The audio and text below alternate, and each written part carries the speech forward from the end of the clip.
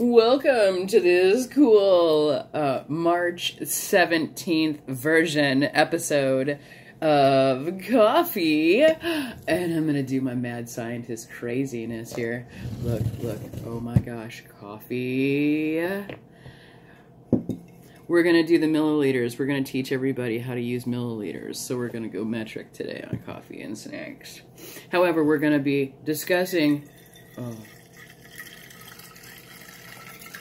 we will be discussing North American varietals because, you know, when you think about days like this, everybody starts to think about pints, right? Well, I'm going to share a couple pints with you, a couple pint-sized creatures that have wintered over with us here, and since it is a beautiful spring day, and my collards have finally sprouted and uprooted, and they're just about to be planted. So, you know, it's going to be an awesome, awesome day here at the little indoor farm on March 17th, because, you know, I am not Irish. Yeah, that's right. But I do have to absolutely recognize my multinational, all of my friends, all of my family, because lots of folks come from a lot of different backgrounds, and so I find it's very, very opportunistic to put a little bit of a coffee and snakes spin on this holiday. Yes, which is up. Also, I felt really, really cool and excited about, oh, what is this? I'm going to go ahead and use 50 milliliters, so I'm going to use my testing thing here. Oh, what? Oh my gosh, and I can stir it. If I had anything cool to put in there, like, you know, some sort of, like, weird mutational, like, multi-growth hormone or something like that. Oh, here we go. Let's 125 milliliter up. Coffee and pints. Little pints of snake. No, the reason that I'm doing this is I'm actually going to give you guys a perspective of a couple of the North American varietal species, or the American varietal species that we have here at our facility, our cool facility. Yes. It has been a month. I know that you haven't seen me for a really long time, but it's been a really great month.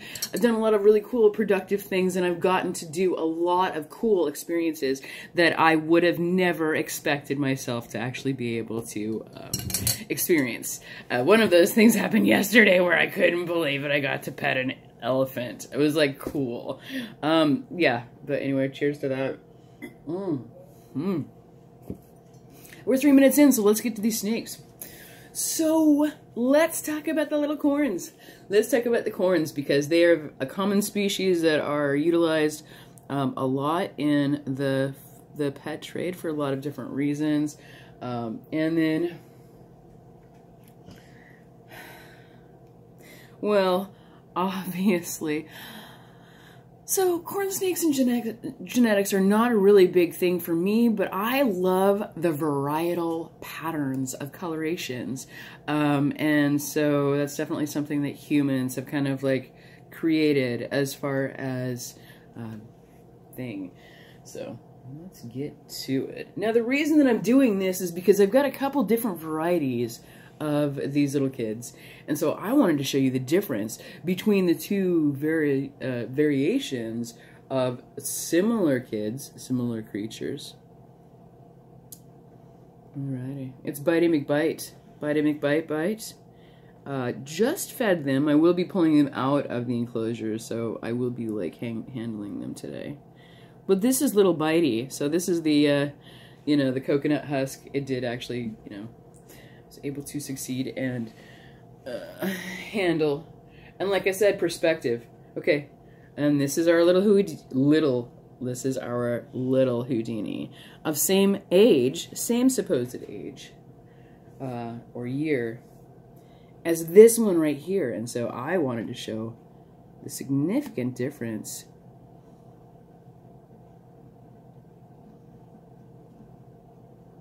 in the size of these two.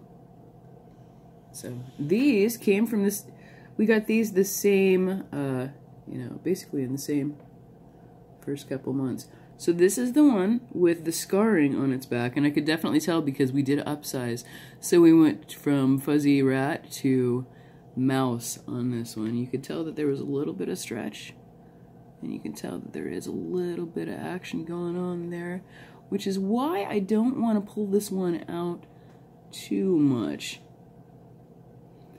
But yeah, big size difference. And these are, this is going to be the candy corn, and we think it's a Nelson albino milk snake. And I think that this is a albino tricolor Honduran.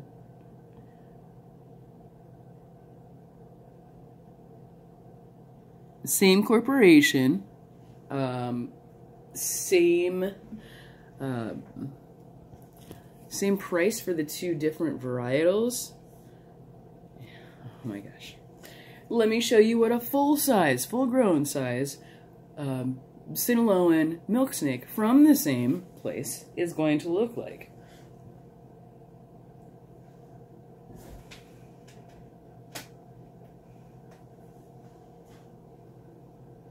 Hi, baby. Oh, hello, kid.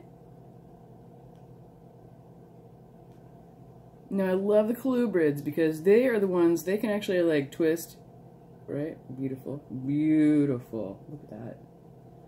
Just the size difference.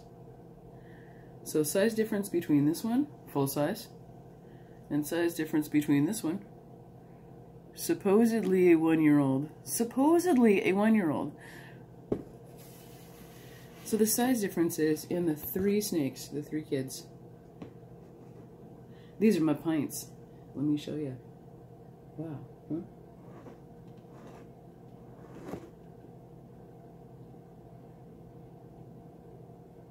Beautiful.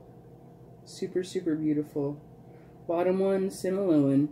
Full size milk snake. I think this one might be a female.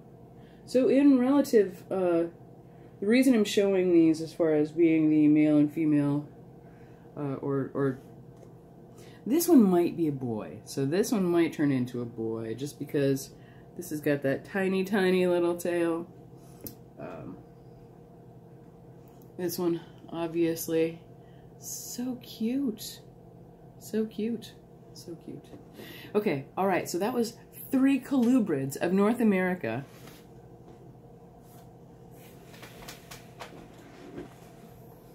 And those are 3 different types of colubrids of North America. So those are different varietal patterns.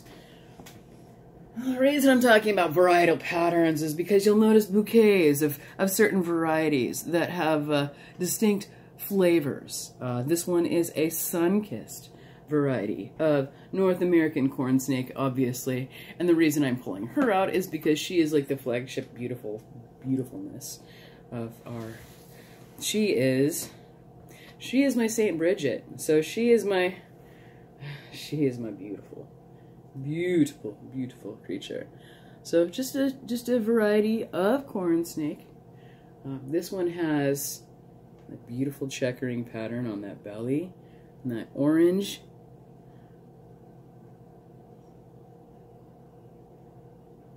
This is not a normal wild version of this creature.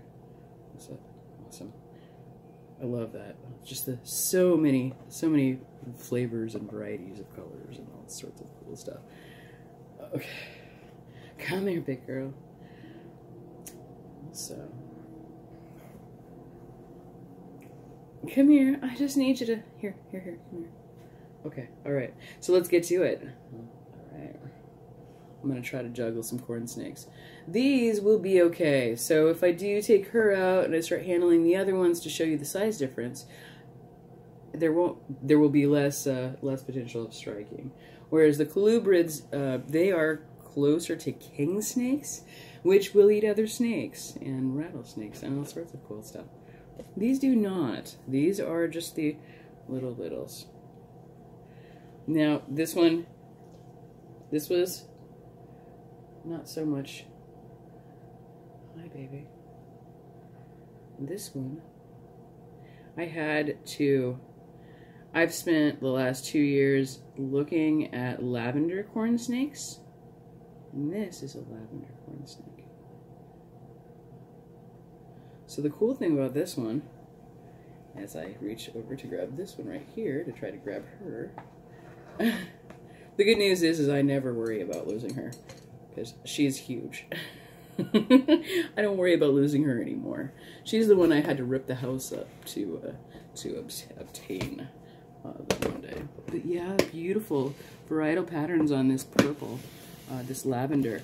The reason I was so interested in the lavender species, not the species, but the morph, is because no snake, no coffee for you. The reason that I was interested in the varietal species is, oh goodness, they're so cute.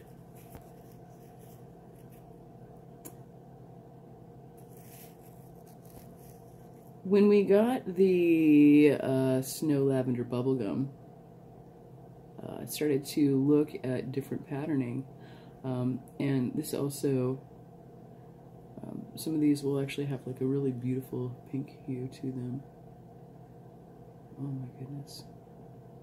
Such a cute, cute baby. Beautiful. Okay. All right. So these, I usually put those in the enclosure, and you'll notice the coconut husk on the bottom because these are really perfect for them to hide in. It's not a, it's not completely clear. So there's a little bit of kind of this hazy kind of cloudiness also, and this one's a cute baby. I think this one is actually a microscale corn. Now look at that beautiful patterning there. This is our problem eater for a little while. But yeah, the different sizes, these are the same year. So you'll notice that there are beautiful, beautiful color patterns that you can acquire on these North American varietal species. But I just wanted to show you, and thank you very much for joining us today at this wonderful pint-sized edition of coffee.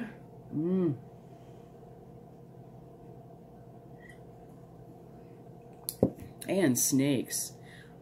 All right, take care.